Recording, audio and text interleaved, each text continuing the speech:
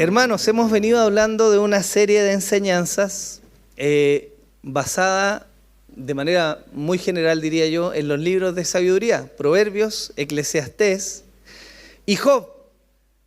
Libros que desde la antigüedad fueron reconocidos por los hebreos como fuentes de sabiduría y lugares donde se hallaba la aplicación de la teología, el conocimiento de Dios aplicado de manera práctica a las distintas circunstancias de la vida. Habíamos planteado en algún momento una pregunta que de manera transversal se va realizando a través de estos libros, y esa pregunta es: ¿cómo luce una buena vida? A priori, cada uno de nosotros puede pensar que una buena vida va a implicar buena salud, seguramente prosperidad económica, una linda situación familiar e incluso un buen estatus, ser conocidos en nuestro entorno. Esos son aspectos que de una u otra manera pudiéramos coincidir en que manifiestan una buena vida, ¿no? Y la verdad es que vamos a empezar a leer aspectos de la vida de Job, alguien de quien sin duda podríamos nosotros pensar: este hombre tiene una buena vida. A pesar de que vemos aspectos que aparentan manifestar una buena vida, hay una doble lectura que nosotros debiésemos hacer y que debiésemos pensar respecto a qué motiva esta búsqueda de una buena vida. Porque si somos honestos, la gente que no es creyente también busca una buena vida, ¿o no? Evidentemente. Nadie busca pasar necesidad, tener problemas familiares, vivir con conflictos con todo el mundo. Al menos las dos primeras nadie, yo diría, la otra puede ser. Pero en general la gente busca tener una buena vida. Y estos libros nos están hablando de cómo es esa buena vida que Dios considera. Fíjense que en esto es muy relevante la forma en que nosotros pensamos respecto a lo que es una buena vida. Algunos pueden diezmar pensando en que así no les va a faltar la provisión. Algunos pueden orar pensando en que así Dios no se va a molestar con ellos. Otros pueden leer la Biblia para cumplir y estar a cuentas con Dios.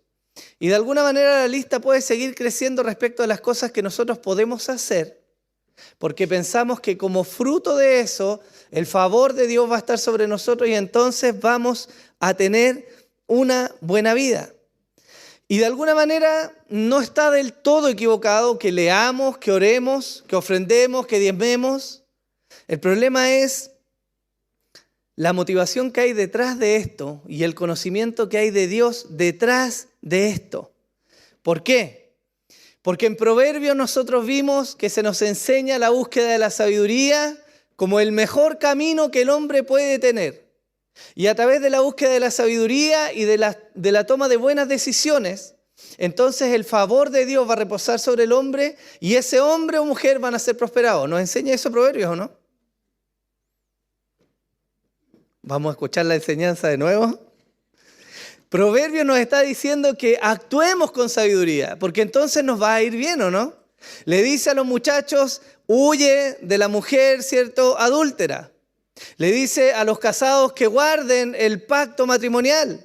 Le dice a los hijos que honren a sus padres porque van a tener larga vida. Y nos da una serie de consejos de cómo vivir la vida bajo la premisa de que obedeciendo a la sabiduría de Dios, entonces vamos a vivir bien. Esa es la premisa de Proverbios. Proverbios nos dice: hay un mejor camino para vivir la vida. Y ese camino es la sabiduría. Y esa sabiduría comienza en el temor de Dios. ¿Cierto? Bien, se refrescó su memoria. Maravilloso. Pasamos luego a Eclesiastés. Y Eclesiastés nos da una visión pesimista de la vida. Eclesiastés nos hace chocar de frente contra un muro que se llama realidad. Y comenzamos a ver que a pesar de que algunos siguen este camino de la sabiduría, aún así les va mal. Y nos muestra la otra cara, que es un grupo de gente que no considera a Dios, que no tiene temor de Dios, que no busca la sabiduría y aún así les va bien. Tienen buenas familias, tienen buenas posesiones, tienen buena salud, son herejes e inconversos hasta la médula pero en muchos aspectos podríamos envidiarlos respecto a cómo les va bien. Y eso Eclesiastés nos aterriza a que esa es una realidad de la vida y nos plantea el hecho pesimista de que hay incertidumbre en la vida. Por lo tanto, en las palabras del autor, al final de cuentas, todo es vanidad. Porque al bueno le va mal muchas veces y al que es malo le va bien. Hay incertidumbre en la vida. Pero el autor nos muestra al final de Eclesiastés que aún así la mejor manera de vivir es temiendo a Dios y guardando sus mandamientos, ¿cierto? Maravilloso, excelente. Y llegamos a Job, el tercer libro que nos va a hablar de la sabiduría. Y Job nos da otra mirada de lo que es la vida del ser humano, porque Job va a tomar uno de los puntos que siempre están en cuestionamiento. Job va a abordar la temática ¿por qué hay justos que sufren?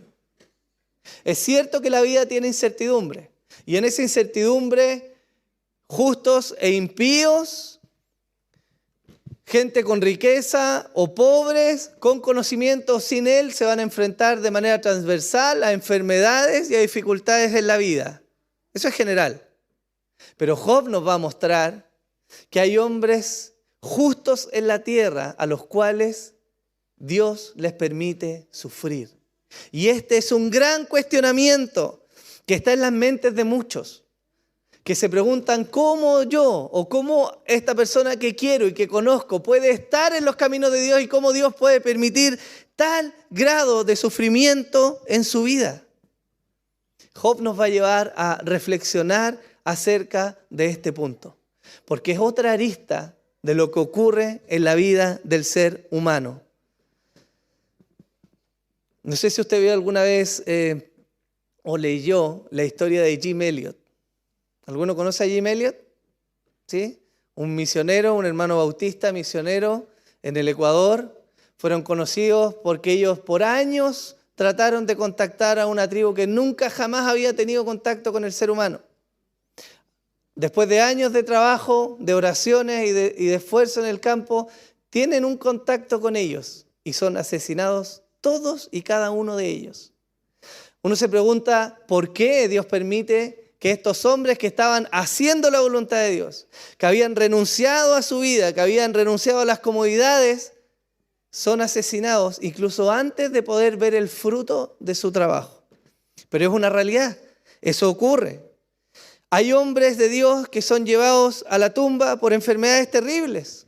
Y eso también es una realidad. Hace no mucho murió Tim Keller, no sé quién conocía a Tim Keller. Y antes de él, R.C. Sproul también falleció por enfermedades. Y la vida nos muestra que al final hay justos que efectivamente no solo mueren, sino que sufren mucho antes de morir. La tragedia va a alcanzar a muchos seres humanos, independiente de su creencia, independiente de su estatus con Dios. Pero resalta esta pregunta, porque muchos se han cuestionado y han dicho, ¿por qué a mí, Señor? ¿Por qué a mí? ¿Por qué yo tengo que estar pasando esto? Señor, yo vengo a la iglesia, puedo hasta diezmar, oro, Señor, leo la Biblia, ¿por qué permites que esto me ocurra a mí? Y hay una arista que es terrible de esto, porque en diversas ocasiones ponemos a Dios como en un estrado y como si fuera un juicio comenzamos a exigirle explicaciones. Y lo que sucede con eso es que cuestionamos la integridad de Dios, cuestionamos su justicia, porque pensamos que nosotros no deberíamos pasar tal o cual sufrimiento. Y de alguna manera llegamos al mismo cuestionamiento que el mundo se hace. Si Dios es bueno, ¿por qué permite el sufrimiento? Esa es la temática que de alguna manera Job nos va a estar mostrando. Y no les quiero dar spoiler de la conclusión a la que se llega en el libro de Job, porque eso va a ser la próxima semana. Pero quiero dejarles planteado hoy día el inicio, el prólogo del libro de Job, que nos va a mostrar cómo Dios está mirando a Job y nos va a mostrar cuál es la circunstancia que rodea todo lo que va a empezar a ocurrir en la vida de Job. Si pudiéramos titular esta enseñanza, se llamaría Cuando el justo sufre. Y me gustaría que leyéramos, póngase cómodo porque vamos a leer harto, el libro de Job, los capítulos 1 y 2. Búsquelo por favor en su Biblia, préndalo en el teléfono para que acompañemos la lectura. Vamos a leer todo eso. Me dice amén cuando lo tenga. Búsquelo mientras toma agüita, por favor.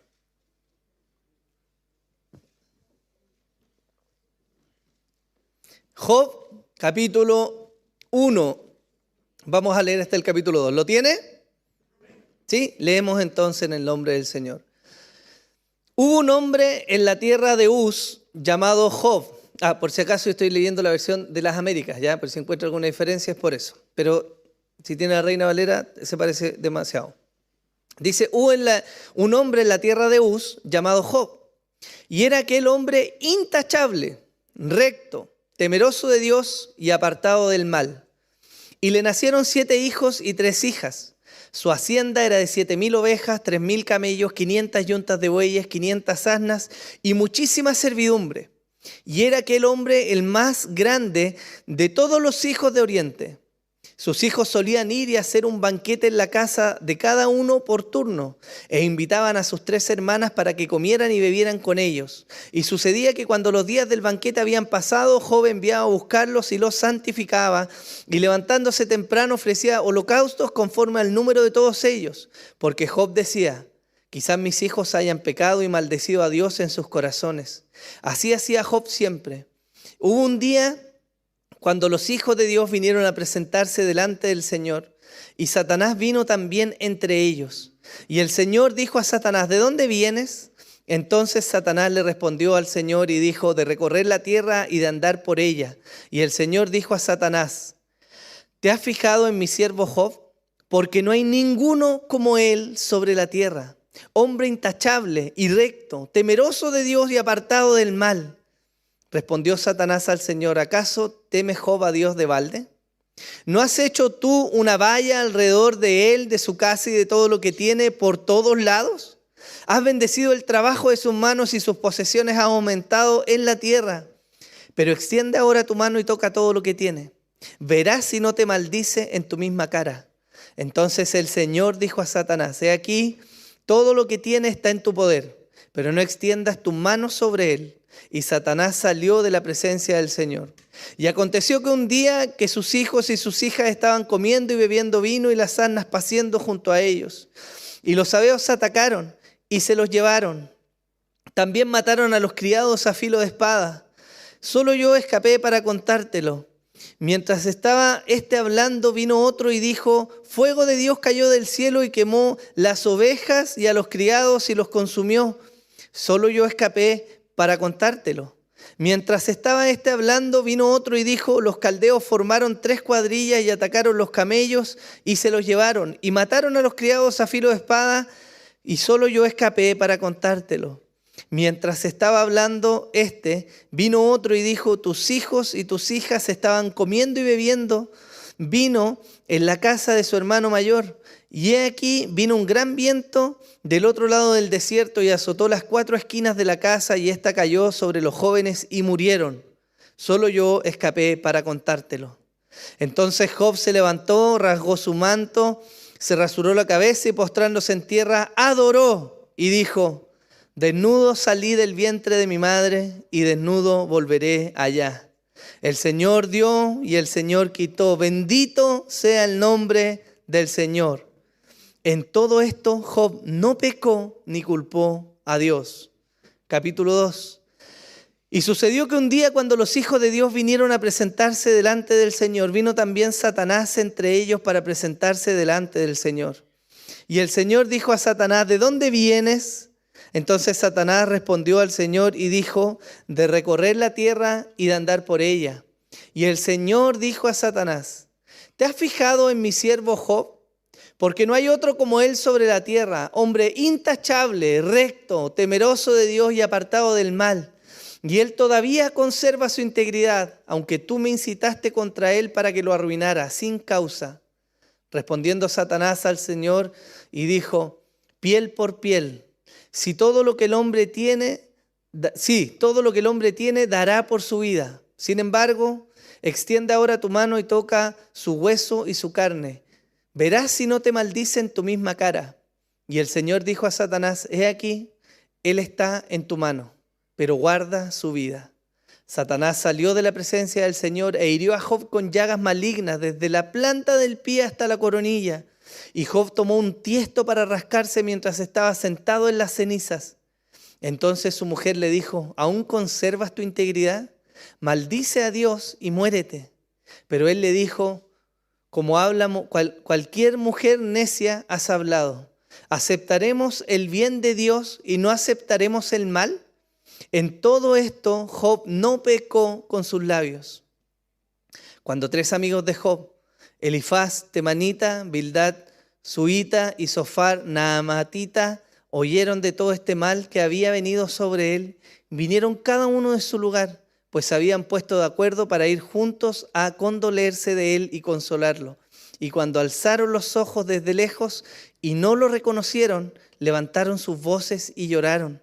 Cada uno de ellos rasgó su manto y esparcieron polvo hacia el cielo sobre sus cabezas.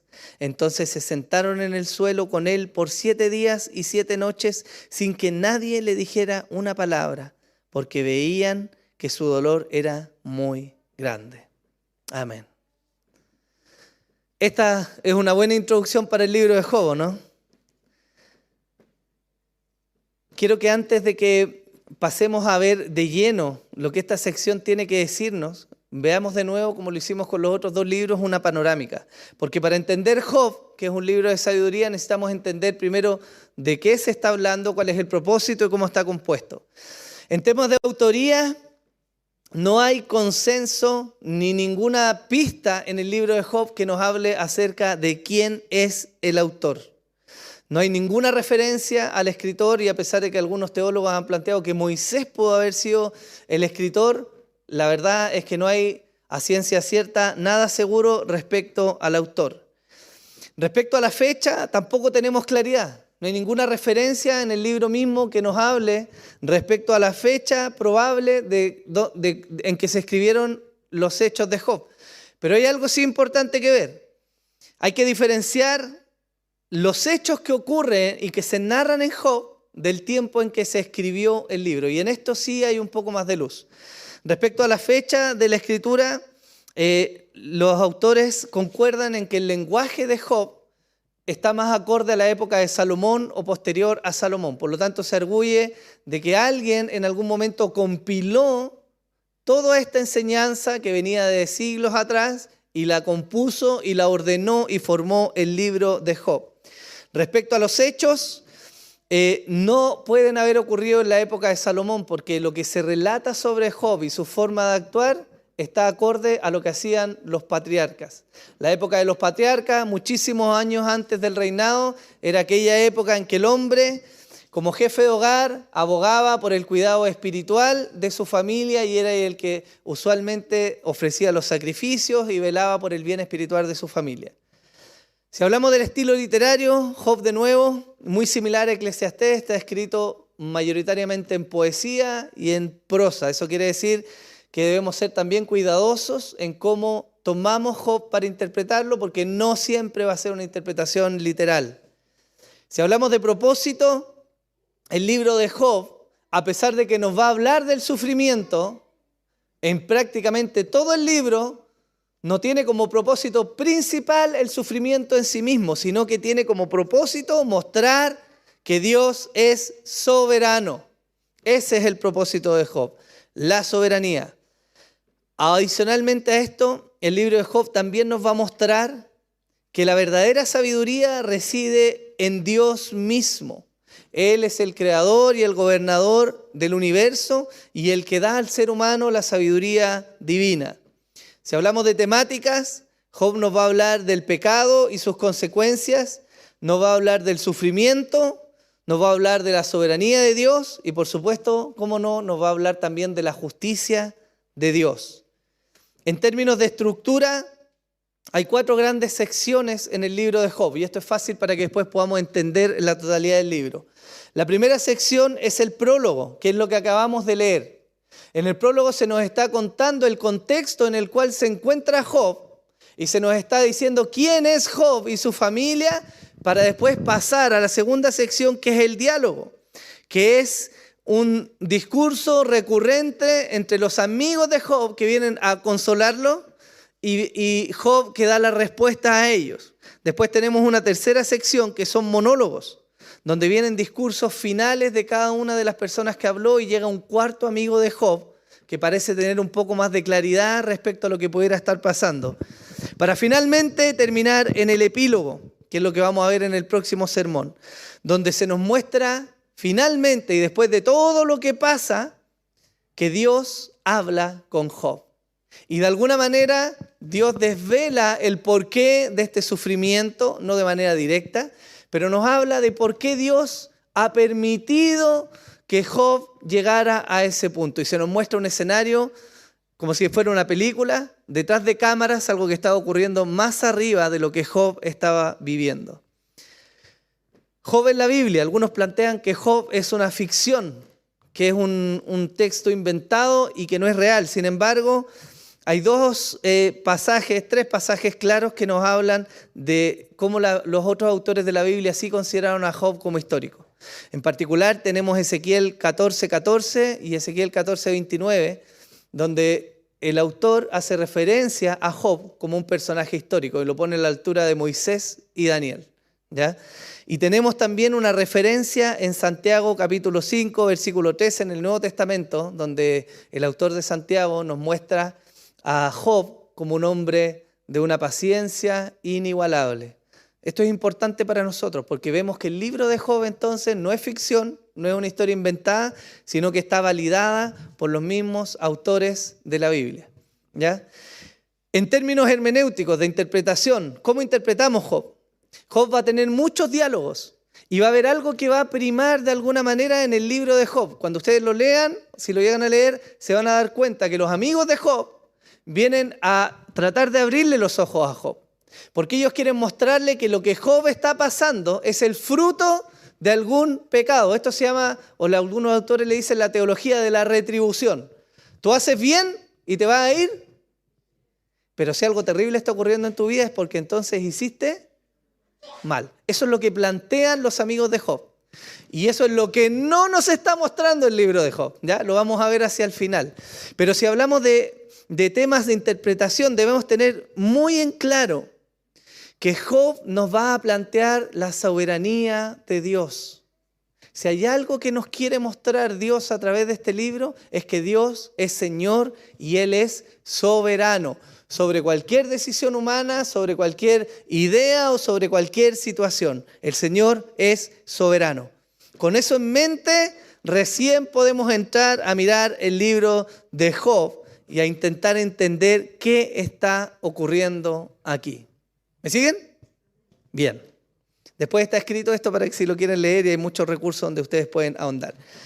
Pero pasemos al punto 2 de nuestra enseñanza, algo que he querido titular: la tragedia golpea la puerta de Job. Y primero miremos lo que el prólogo nos está diciendo acerca de Job. ¿Quién era este hombre? Desde el versículo 1 se nos dice así: hubo un hombre en la tierra de Uz llamado Job, y era aquel hombre intachable, recto, temeroso de Dios y apartado del mal. Y le nacieron 7 hijos y 3 hijas, y su hacienda era de 7.000 ovejas, 3.000 camellos, 500 yuntas de bueyes, 500 asnas y muchísima servidumbre. Y era aquel hombre más grande que todos los hijos del oriente. Esta primera sección nos muestra lo que debiéramos nosotros intentar reconocer como una buena vida, ¿no? Un hombre que era próspero económicamente, que tenía muchas posesiones, que tenía una gran familia y un hombre al que le iba bien. Eso nos está planteando el autor tan solo iniciar Job. Ese era Job, intachable, es decir, tenía un buen testimonio interno y externo. Era un hombre recto, íntegro en su corazón, era coherente lo que él vivía con lo que él profesaba con sus labios. Era un hombre temeroso de Dios. Y esto nos deja una clave, porque si la Biblia nos dice que era un hombre temeroso de Dios, nos está diciendo por consecuencia, según lo que nosotros aprendimos, que era un hombre sabio, tal cual. Y aparte se nos dice que era apartado del mal. Es decir, no era solo sabio, sino que cumplía lo que el autor de Eclesiastés nos dijo al final en su conclusión. El fin de todo esto, teme a Dios y guarda sus mandamientos. Porque el ser apartado del mal es una muestra práctica de cumplir los mandamientos del Señor. ¿Se entiende, no? O sea, Job era capo, ¿o no? El hombre realmente estaba a otro nivel. La Biblia nos parte describiendo un hombre verdaderamente ejemplar, digno de imitar, con riqueza, con servidumbre, con un nombre que era conocido y que era grande en todo el Oriente. Respecto al cuidado de su familia, se nos dice que había criado una familia unida. Nos dice el relato que sus hijos solían reunirse, todos juntos a celebrar. ¿De qué nos habla eso? ¿De que era una familia desunida o aclanada? Aclanado, ¿no? Nos dice el relato que sus hijos invitaban todos los días a sus hermanas para que compartieran con ellos. Eso nos dice que era una familia amorosa, ¿o no? Y además de eso, de lo que él había sembrado y formado en su familia, se nos dice que su rol en particular era un rol muy especial. Porque él todos los días se levantaba de madrugada, después de los carretes de sus hijos, ¿cierto? E iba a ofrecer sacrificio por ellos. Por si hubieran pecado, imagínense, qué tremendo. El calibre de Job está realmente en otro nivel. Yo leía esto y decía, en realidad no me levanto en la madrugada a ofrecer sacrificios, ¿cierto?, por mis hijos. Y quizás nosotros oramos por nuestros hijos en la vida diaria, pero este hombre tenía a sus hijos tan en su corazón que intercedía todos los días delante de Dios por ellos. Ese es el Job del cual se nos está hablando. Y es importante que reconozcamos y que hagamos este énfasis, porque este mismo Job, del cual nosotros podríamos hasta ahora haber dicho, este es un hombre recto, justo, es sabio, le va bien y le va a seguir yendo bien. A este hombre es a quien golpea la tragedia. No estamos viendo el relato de un hombre inmoral, no estamos viendo la lectura de un hombre pecador. No estamos viendo un hombre que tenía faltas en su moral y en su forma de vivir. No estamos leyendo de un engañador, estamos leyendo de un hombre del cual el autor se preocupa de decir que era realmente ejemplar. ¿Lo vemos hasta acá? Pero a pesar de lo tremendo y de lo grande que era Job, el relato se torna drásticamente aterrador. Porque a este hombre, del cual podríamos envidiar muchas cosas y que quizás algunos de nosotros incluso podríamos pensar, si yo estuviera en esa posición, tendría mi vida asegurada hasta que me muera, porque el favor de Dios reposa sobre mí. El relato comienza a mostrarnos cómo la tragedia comienza a golpear la vida de Job. Y hay una figura interesante en esto, porque el relato parte mostrándonos a Job en la tierra y nos dice cómo era Job en la tierra. Nos habla de la integridad de su corazón. Pero inmediatamente, después de describirnos a Job y su familia, pasamos a otra escena. Algo que no está ocurriendo en la tierra, sino que está ocurriendo en los cielos. Y vemos una conversación y un diálogo que ocurre en los lugares celestiales, alejados de la tierra, y que va a marcar el camino de Job por los años que iban a venir. ¿Y sabe por qué esto es importante hacer esta aclaración? Porque Job no tenía idea de lo que estaba conversándose en los cielos. Job estaba, al igual que nosotros, mirando su realidad presente. ¿Qué es lo que vemos nosotros? Lo que tenemos delante. Pero no tenemos idea, hermanos míos, de lo que está pasando en los cielos muchas veces, ¿o sí? ¿O hay alguno que Dios le baje a decir, este es el informe de lo que hoy día hablamos en los cielos, toma, ahí está el acta de la reunión? No, ¿cierto? Hay cosas que ocurren en los cielos de las cuales nosotros no tenemos ni idea, pero que sí nos muestra el relato de cómo es Dios. Porque dice desde el versículo 6, hubo un día cuando los hijos de Dios vinieron a presentarse delante del Señor y Satanás vino también entre ellos. Y el Señor dijo a Satanás, ¿de dónde vienes? Entonces Satanás respondió al Señor y dijo, de recorrer la tierra y de andar por ella. Y el Señor dijo a Satanás: ¿te has fijado en mi siervo Job? Porque no hay ninguno como él sobre la tierra, hombre intachable y recto, temeroso de Dios y apartado del mal. Fíjense la descripción que Dios mismo hace de Job. Comenzamos el libro y el autor nos dice cómo era Job. Llegamos a este punto y el autor ahora nos muestra lo que Dios dice de Job. O sea, no estamos inventando quién era él. Dios nos dice que era intachable, recto, temeroso y apartado del mal. Todo eso ya lo habíamos visto, ¿no? Pero Dios añade algo más, por si nos quedaba la duda. Dios añade y nos dice: no hay otro hombre como él sobre la tierra. Ese era Job. ¿Y saben qué es tremendo esto? Que Job no era de la promesa del pueblo. Job vivía en Uz. No estaba cerca de los dominios donde Abraham se había levantado.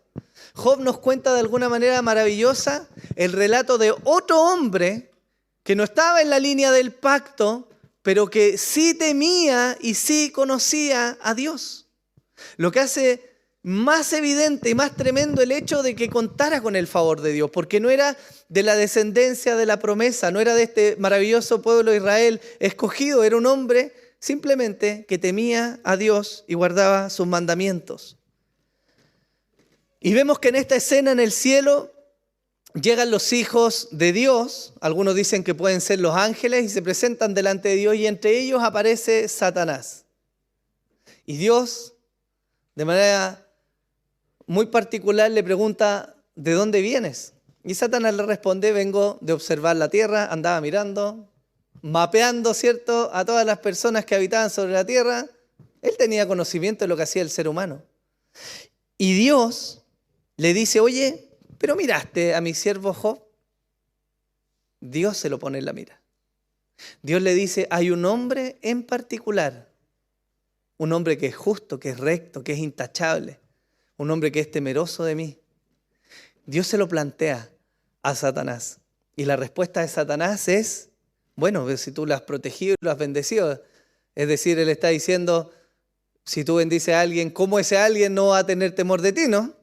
Porque pareciera de alguna manera que es fácil servir y seguir a Dios cuando todo va bien, ¿o no? Acá todos somos, entre comillas, todos somos santos, ¿o no? Todo está bien en nuestra vida acá. Venimos y cantamos y con caras más o menos largas, pero en general con mucha alegría alabamos al Señor porque estamos bien, ¿o no? Pero otra cosa es seguir amando y siendo devoto a Dios cuando las cosas no van bien.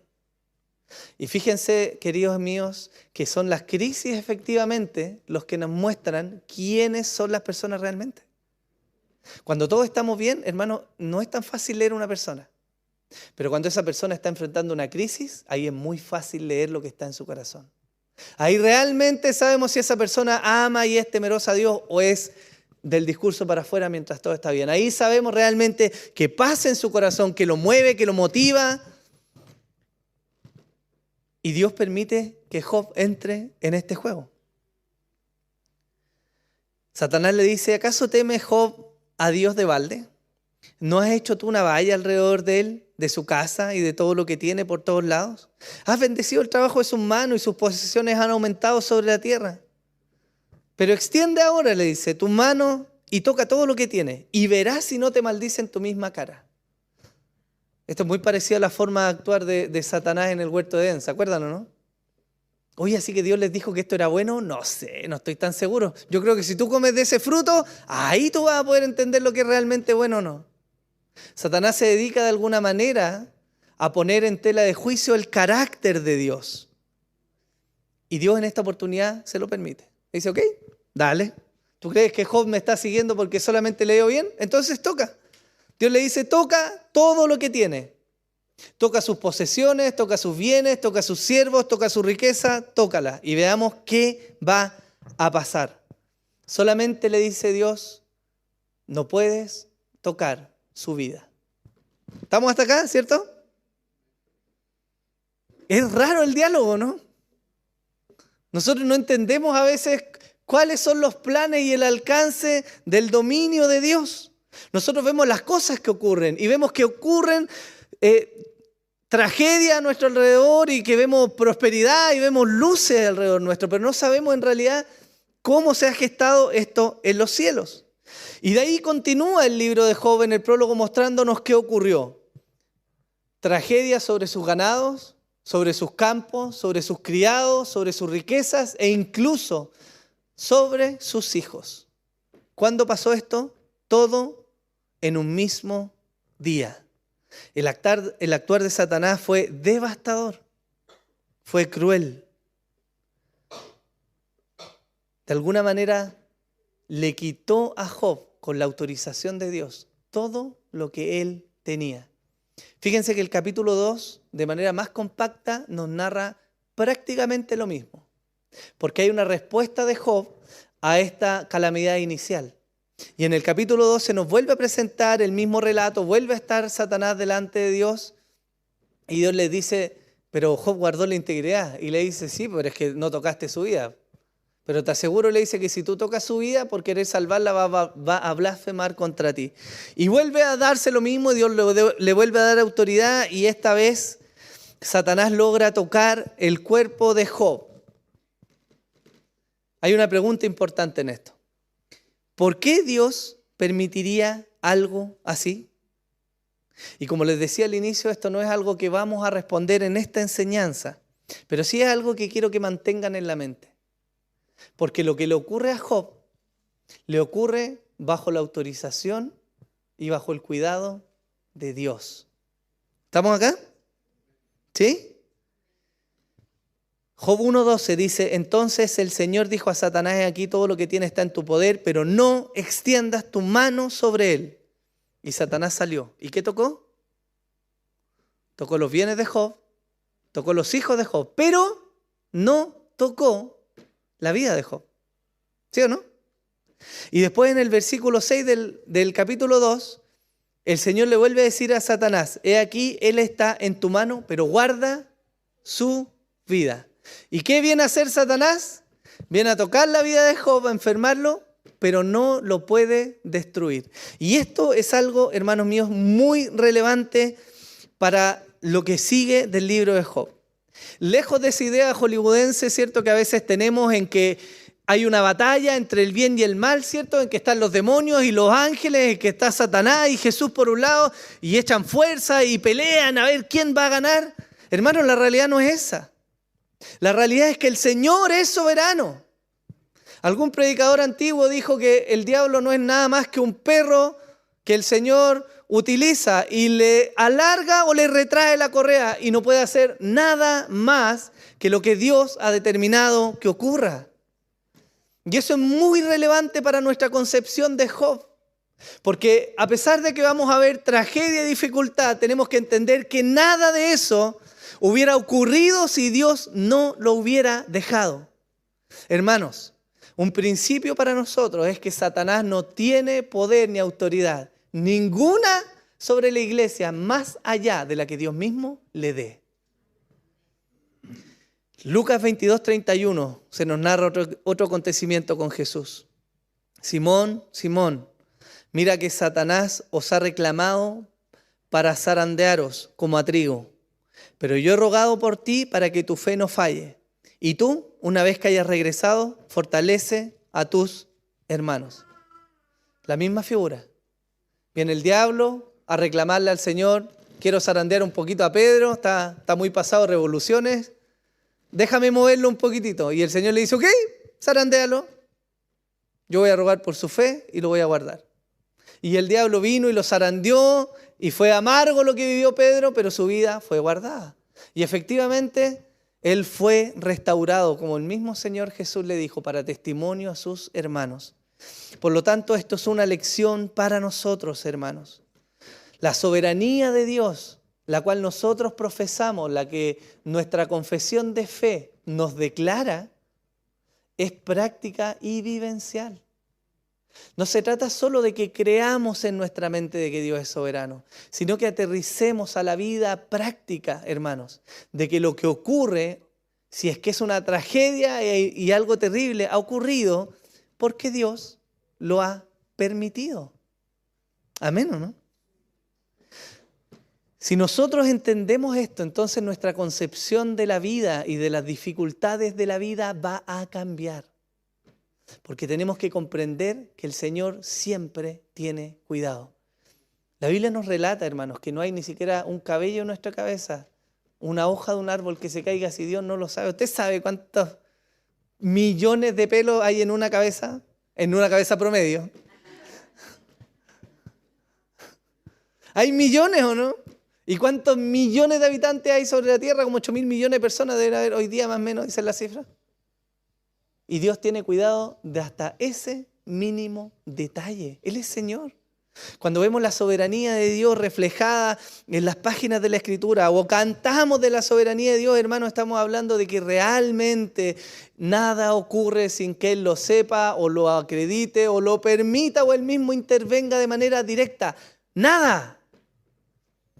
Y debiera ser una forma en que nosotros descansamos respecto a lo que hoy día está ocurriendo alrededor nuestro.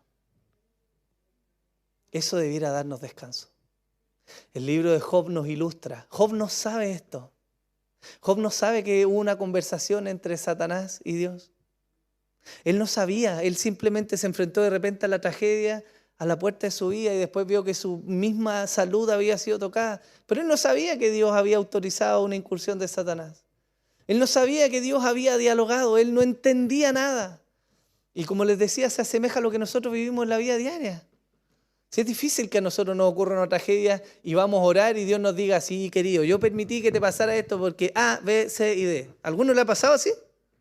Hermanos, la vida no es así. La tragedia golpea la puerta, vienen momentos difíciles y en realidad me atrevería a decir que en muchas de esas ocasiones lo que Dios hace más bien es guardar silencio antes que dar explicaciones. Porque nuestra fe es desafiada en eso, ¿no? Si Dios es bueno, entonces, ¿por qué el justo sufre? Aquí quiero hacer un alcance, y esto es muy importante. Por favor, présteme atención en esto. ¿Por qué este alcance es necesario? Porque alguno podría estarse preguntando, Señor, mira mi vida, las tragedias, pero hay una gran diferencia, me atrevería a decir, y por supuesto que me incluyo en el saco. Yo no le llego ni a los tobillos a Job, ni a los tobillos. En integridad, en santidad, en los hábitos piadosos. Job sí. Y Dios nos permite que en esta ocasión el justo pueda sufrir. Lo que viene en el relato del libro de Job es cómo los amigos tienen esta teología de la retribución. Los amigos ven el sufrimiento de Job y le dicen, es que algo tuviste que haber hecho muy terrible para estar así. Y en los primeros capítulos Job dice, yo no he hecho nada. De verdad, yo no he hecho nada. Y los amigos insisten e insisten e insisten sobre él. Tú pecaste, algo hiciste, tú deshonraste a Dios, algo hiciste que estás en esta calamidad. Y al principio Job se sostiene y se mantiene en una posición. Yo no he ofendido a Dios. Y quiero hacer este alcance, porque en la vida práctica puede que muchos de nosotros estemos sufriendo, no porque Dios nos quiera probar simplemente, sino porque estamos viviendo la retribución de nuestros pecados. Pero no es el caso de Job. Job es un justo que está sufriendo. ¿Amén? ¿Sí? Solo un paréntesis. Salmo 135:6 nos dice, todo cuanto el Señor quiere, lo hace. En los cielos y en la tierra, en los mares y en todos los abismos. El Señor es soberano. Él es Señor. Ahora, ¿qué más nos muestra este prólogo? Nos muestra el carácter de Job. Algo que resalta en la lectura de este prólogo son las respuestas de Job ante estos acontecimientos terribles. Ante las preguntas ¿por qué los justos sufren? ¿Es Dios realmente justo? Vemos la respuesta de Job. A la primera tanda de tragedias, leemos en Job 1, 20 y 22. Entonces Job se levantó, rasgó su manto, rasuró su cabeza, se postró en tierra. Esas eran señales de una humillación, de un estado de humildad, de un estado de padecer, de sufrimiento. Job no vivió esta situación como si le diera lo mismo. Por si pensamos que de alguna manera él estaba en otra esfera volando. Él sufrió, hermanos. Él padeció. Lamentó la muerte de sus hijos. Lamentó la muerte de sus criados, de sus sirvientes. Lamentó perder sus riquezas y sus bienes. Y lamentó perder su salud. Pero en esta primera ocasión, Él muestra externamente su pesar. Él se postra en tierra y aquí la primera muestra de diferencia de lo que es un hombre de Dios. Él no se humilló y reclamó. La Escritura nos dice que Él se postró en tierra y adoró. Él adoró. Él adoró. Y Él dijo, desnudo salí del vientre de mi madre y desnudo volveré allá. El Señor dio y el Señor quitó. Bendito sea el nombre del Señor. Qué tremendo, hermanos. Qué gran testimonio para enfrentar la adversidad. Porque parece que nosotros a veces enfrentamos un poco de dificultades y automáticamente ponemos a Dios ahí. ¿Y por qué me pasó a mí? ¿Y por qué yo? ¿Y por qué mi familia? Si voy a la iglesia, si diezmo, si hago esto, lo otro. Hermanos, como necios, enjuiciamos a Dios. Cada vez que nosotros emitimos ese tipo de cuestionamiento, no es una simple pregunta, hermanos. Es una aberración ridícula de nosotros. Porque le estamos diciendo al Señor, ¿y no te das cuenta quién soy yo? Yo debería estar bien. ¿Quién eres tú para permitir que me pasen estas tragedias? Es un cuestionamiento a Dios. Y Job sabiamente, como la Escritura nos dice, reconoció primero que todo lo que tenía se quedaba en esta tierra. Él sabía su destino. Él sabía que al momento de morir se iba a llevar solamente con él su propia carne, que también se iba a perder. Él sabía que el Señor le había dado. Qué maravilloso es esto. Job no es un arrogante que se levanta y dice, el imperio que yo construí con mis manos, mi trabajo, mi esfuerzo, toda mi vida dedicada a crear esto. Él no dijo eso. Y yo creo que Job debe haber trabajado, por lo menos, para obtener eso, ¿no? Pero él reconoce algo. El hombre no puede recibir nada si no le fuere dado del cielo. Hermano, esto, lo que tenemos, esto, no es fruto de su pura esfuerzo y trabajo. Es lo que Dios le ha placido darle, hermano. Las casas que tenemos, las familias que tenemos, los bienes, todo lo que tenemos nosotros, nos lo ha sido dado por el Señor. Y Job comprendía esto. Y a la luz de su comprensión, él entonces dijo, bueno, si el Señor dio y ahora quiso quitar, Él es Señor. Él sigue siendo mi Dios.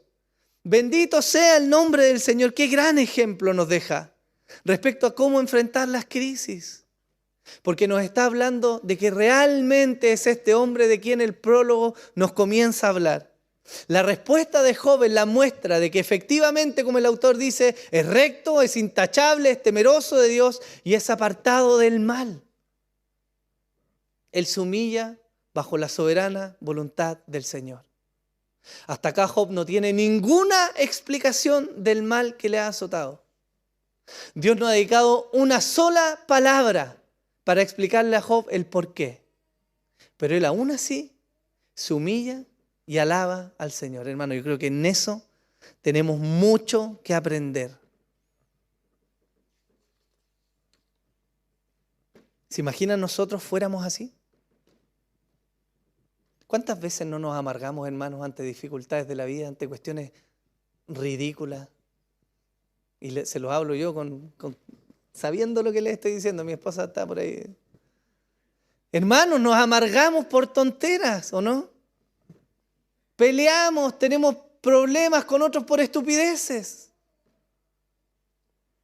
Porque no estamos conociendo quién es nuestro Dios. Ni estamos conociendo que Él es realmente Señor. Porque como les decía, cuando estudiamos confesión de fe y vemos la soberanía de Dios, hermano, yo les aseguro que es más que un concepto en un papel. Es la realidad del ser humano sobre la tierra. Y no hay nadie que se escape a esta soberanía del Señor.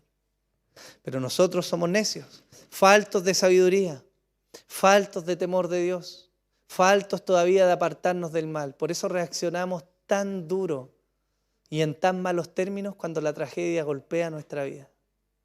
Nos ofuscamos, nos molestamos, nos airamos, violentamos a otros, en nuestro mismo hogar lo hacemos, nos frustramos y algunos hasta desaparecen de la iglesia. ¿No es eso una muestra de inmadurez? ¿O no? Porque si nosotros que somos pecadores sufrimos y vemos a Job, que era justo y sufrió y no reclamó, o sea, ¿con qué cara venimos a reclamar, a enjuiciar al Señor, hermanos? Después tuvo una segunda tanda de tragedia Job, donde esta vez su cuerpo fue tocado. Y en el versículo 8 al 10 del capítulo 12 nos dice: y Job tomó un tiesto para rascarse mientras estaba sentado entre las cenizas. Entonces su mujer le dijo: ¿aún conservas tu integridad? Maldice a Dios y muérete. Pero él le dijo, como habla cualquier mujer necia, has hablado. Y miren de nuevo, ¿aceptaremos el bien de Dios y no aceptaremos el mal? Hermano, su comprensión de la teología era tremenda. Él sabía que todo lo que le iba a ocurrir estaba por lo menos bajo el control de Dios. Y si Dios había querido bendecirlo por tantos años, ¿cómo ahora iba a blasfemar el nombre del Señor por una tragedia puntual? Dolorosa, sin duda, grande en magnitud, sin duda. Pero él sabía a qué Dios estaba sirviendo. ¿No nos pasa así a nosotros, no? De repente vemos gente en la iglesia que se molesta y se va. Lo he visto tantas veces. Y pierden rápido de vista todos los años en que el Señor les mantuvo en fidelidad, ¿no? Me recuerda al pueblo de Israel en el desierto. Señor, líbranos de la opresión. ¿Y qué hace Dios? Los libra de la opresión. Y tan solo salir de Egipto, ellos estaban, Señor, estábamos mejor en Egipto. Cuidándolos del sol con una nube en el día, abrigándolos con una columna de fuego en la noche, trayéndoles maná del cielo, trayendo aves de todos lados, siendo fiel con ellos, guardando sus vestidos, permaneciendo fiel al pacto. Pero el pueblo permanecía rebelde. Es necesario que nosotros reconozcamos y entendamos, queridos, que todo lo que tenemos, hermanos, todo nos lo ha sido dado por el Señor. Nuestra familia nos haga pasar rabia o no, nosotros lo hagamos pasar rabia, es un regalo del Señor. El trabajo que tenemos hoy día, nos guste más o menos, es lo que Dios nos ha querido dar, hermano. Tu situación económica, la mía, es hoy día lo que el Señor ha querido darnos. Y creo que no hay mejor contentamiento para el Señor respecto a sus hijos que nosotros recibamos con gratitud la vida que Dios nos ha querido dar. ¿Cuántos tienen hijos? ¿Cómo se sentiría usted si viene con todo su corazón, con lo que usted considera que es bueno, y le da a su hijo un helado? Y su hijo toma el helado y dice: esta cuestión no la quería, no era el que quería yo. ¿Cómo se siente usted como padre? ¿Bien o mal? ¿Y no ha sido Dios de alguna manera semejante con nosotros? ¿Dándonos todo lo que tenemos o no? Y a veces le reclamamos a Dios y tornamos nuestra vida en un incesante ir y venir, tira y afloja respecto a lo que yo quiero, lo que yo quiero, lo que yo quiero, y no apreciamos lo que Dios nos ha dado. ¿Se acuerdan que el autor de Eclesiastés nos decía: oye, disfruta las cosas simples de la vida? En buen chileno diría: tómate un té con un pan con mantequilla y sé feliz. Si es lo que Dios te ha puesto hoy día, alégrate en lo que Dios te ha dado. Porque el Señor ha sido bueno, ¿no? El autor vuelve a decir: en todo esto Job no pecó con sus labios. Él refrenó lo que seguramente estaba sintiendo. Él no fue indiferente al sufrimiento. Job no se nos presenta como un hombre que no experimentó dolor alguno. La referencia que tenemos en el Nuevo Testamento de Job la da Santiago. Y él nos dice, nos habla de Job como un hombre muy, muy paciente. Y si tuvo paciencia, significa que aguantó, porque nadie es experimentado en la paciencia en pruebas que son fáciles, ¿sí? ¿Dónde es pulida nuestra paciencia? ¿Alguno que le ha pedido paciencia al Señor o no? ¿Y qué le da a Dios? Pruebas, pues ahí se experimenta, ¿no? Y eso no es fácil de llevar en el momento, pero Dios trae un buen fruto de eso. Entonces, hermanos, yo les pregunto, ¿acaso puede ocurrir algo que no esté bajo el control de Dios? no es lo que creemos ni lo que profesamos en esta iglesia. Hay otras líneas doctrinales que pueden abrirse a la idea de que Dios puede no tener control de algo. Pero lo que yo veo en la Escritura es que Dios es soberano en todas las cosas. Entonces, ¿cuántos momentos de amargura no nos quitaríamos de encima? ¿Cuántos malos ratos nos evitaríamos? ¿Cuántas noches de ansiedad, de insomnio sacaríamos de nosotros sabiendo que Dios tiene control? ¿O no? Porque somos buenos para pensar. Y nos vamos en nuestra mente y divagamos y navegamos y volamos en pensamiento y nos armamos un cortometraje de cosas que nunca van a pasar. Y nos afligimos. Y eso es una muestra de que no confiamos en el Señor como debiéramos confiar. ¿Se acuerdan de los discípulos cuando estaban con Jesús en la barca o no? Y vino la tempestad. ¿Se acuerdan, no? ¿Qué hizo Jesús cuando estaba ahí con ellos? ¿Qué estaba haciendo Jesús? Pero la barca se estaba casi hundiendo, ¿o no? Jesús sabía dónde estaba. Y si los discípulos hubieran tenido esa visión de comprender quién estaba con ellos, ellos hubieran descansado, reposado. Esto no significa no hacer nada, significa confiar plenamente y fielmente en que Dios tiene cuidado de nosotros. Eso es lo primero que el libro de Job nos está mostrando. Y a pesar de que no vamos a ver todo lo que está intermedio, la próxima semana vamos a ver cómo finalmente esta presión de las circunstancias y de sus buenos amigos de Job finalmente lo presionaron y Dios nos muestra un propósito mayor en medio del sufrimiento. Por ahora, ¿qué nos queda para reflexionar? Job prefigura a Cristo. Es una muestra en el Antiguo Testamento de cómo iba a ser el Mesías. Si hay algo que comparten Job y Jesús, es que los dos vivieron tragedias siendo inocentes. Con la salvedad de que Job era un ser humano y que efectivamente había pecado en su vida. La Biblia no nos dice que nunca había pecado, sí nos dice que era un hombre justo. ¿Ya? Entonces Job prefigura a Cristo. Y esto nos lleva indudablemente a mirar al Señor, hermanos. El Salmo 53, y con esto termino, dice así. Salmo 53, muy conocido. Pero quiso el Señor quebrantarle, sometiéndole a padecimiento.